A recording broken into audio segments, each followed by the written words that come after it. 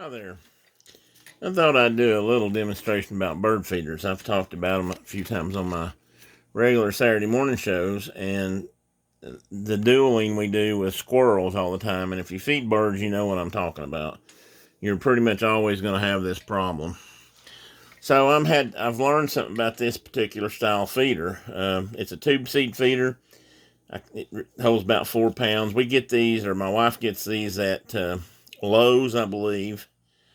And I'm not sure what she's paying for them. She probably don't even want me to know.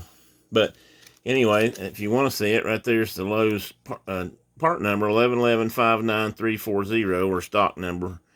And there, if you want to put your phone on that, that's the barcode, and that might help you too. But I was going to walk you through the whole process. Something I've really learned about these feeders is that they are one of the better feeders we've ever had that will keep us, at least somewhat, stymie a squirrel. And what I mean by that is I won't say the squirrels absolutely cannot get into it to get your seed. They can somewhat. But one thing I have noticed so far is they've not been able to destroy the feeder, which is something squirrels do very handily with plastic feeders.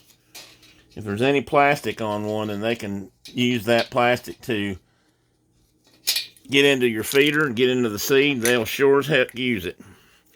So this one's a pretty simple unit, and it's got places for at least 4 birds to perch on. And it's got these additional perching places for those. And the birds feed around the bottom, and that's where the squirrels tend to get out. They can't get in here. They can reach their little arms in here and dig a little bit out so they can pick some off the bottom. And they will sit there and eat, but they can't just gorge on it. They can't get their head and their whole mouth in there and just eat and eat and eat and eat till it's all gone. Now, they'll empty it out eventually, but it does take them a little while. Hi, Teddy. You want to be in the video? Yeah, well, you can be. Just sit over there in the screen, and you can be in it. Teddy helps me watch the birds and the squirrels out our back door here when he's sitting in his chair and I'm sitting in mine. Hey, you want to watch? You want to help?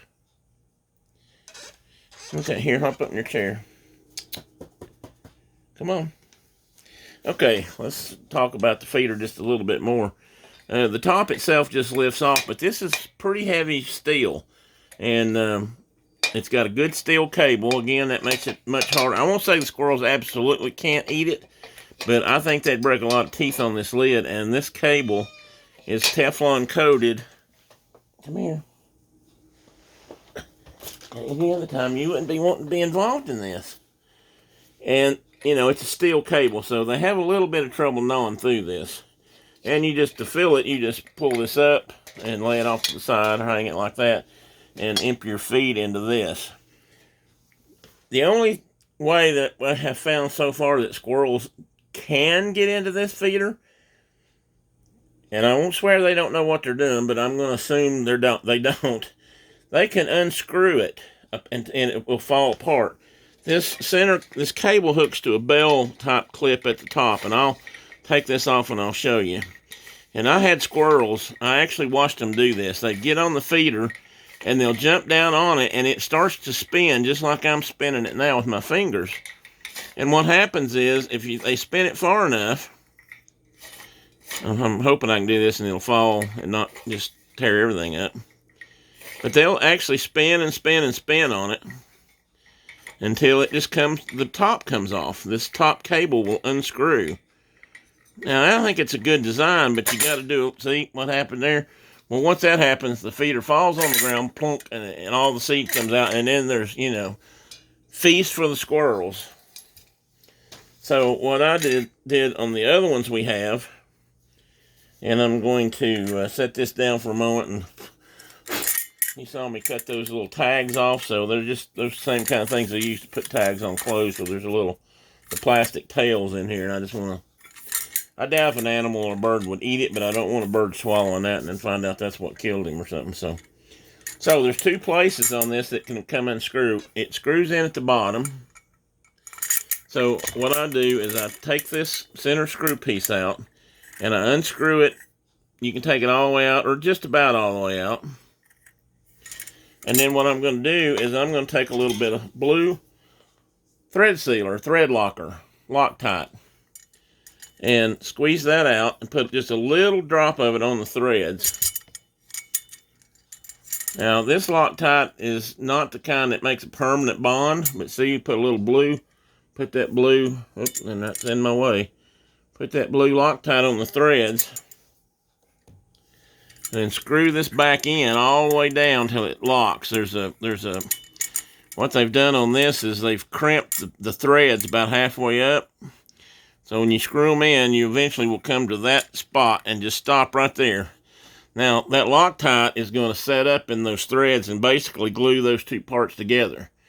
Now, if I took a pair of vice grips to this stem, I can break it loose and screw it out of there. Blue Loctite won't hold forever. You put a little heat on it too, and it would come out. But once it's set, I don't think the squirrels are going to get it out just by spinning the feeder. So far, they have not. We have 4 of these feeders now, and the one we've experimented with so far, they've been unable to damage. They've not chewed through it. And now that I put the Loctite on it, they can no longer unscrew it, or at least they haven't yet. So I'm going to pull this piece out while we're talking about this. See, this has no plastic cylinder. A lot of bird feeders now have plastic in them. Sometimes these perching points are plastic. They're usually a clear cylinder that's plastic, or maybe even a mesh that's plastic, and the squirrels will eat that. They'll eat through that in just a little bit of no time.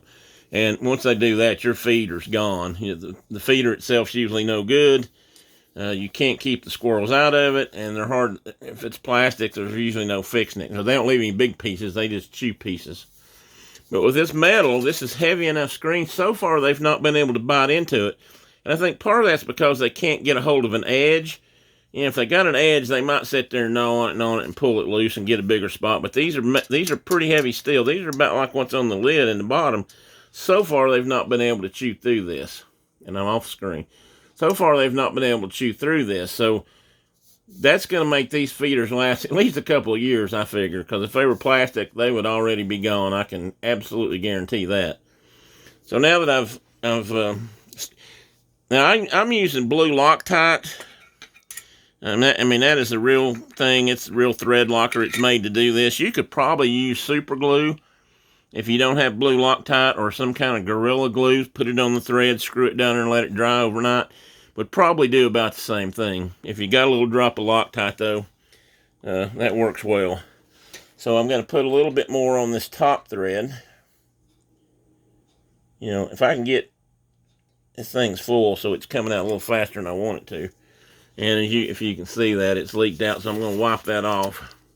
And this is important, too, because if you don't do this, when you put the lid back on this tube, it's plastic, but that will dry under the lid, and you'll probably never get that lid back. You may not get the lid off, or if you do, it may twist the whole tube, and this still has a couple ounces of...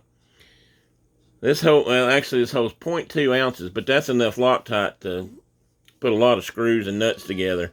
So you want to be able to get that off, and if you have to cut it, it's gone too. It will dry up on you. Hi, buddy. Come on, get up here. Come up here and sit down for a minute. Okay, so now you saw me put the Loctite on the screw. So I'm going to put this back over here. Now, this is a little bit tricky because the cable that has this bell nut on it kind of wants to bind you up. So you may even have to twist it in the opposite direction. Line it up good on that screw. Make sure you get it on there straight. Don't cross thread it. Although, as we used to say jokingly, cross thread is as good as the safety and probably as good as Loctite.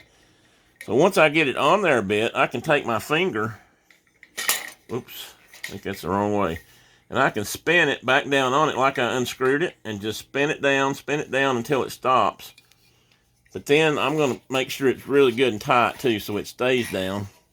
And they can't lift the basket up off the bottom. And there, I'll let that set up. We'll let that set up overnight. We'll fill it with bird feed tomorrow, and Brenda will probably take it outside and hang it on the post. She informed me a while ago that we've got several hooks outside that the bird feeders are broken on or torn up, and they need, or not bird feeders, well, hooks. She's got shepherd's hooks out there that need feeders, so she has purchased them. Okay, Teddy. Come here a minute. Now, so Teddy and I will say goodnight on this, but that's a good way to fix your bird feeders. That's a good bird feeder that is so far relatively squirrel proof. I can't say it's 100% yet because who knows what they'll come out with next.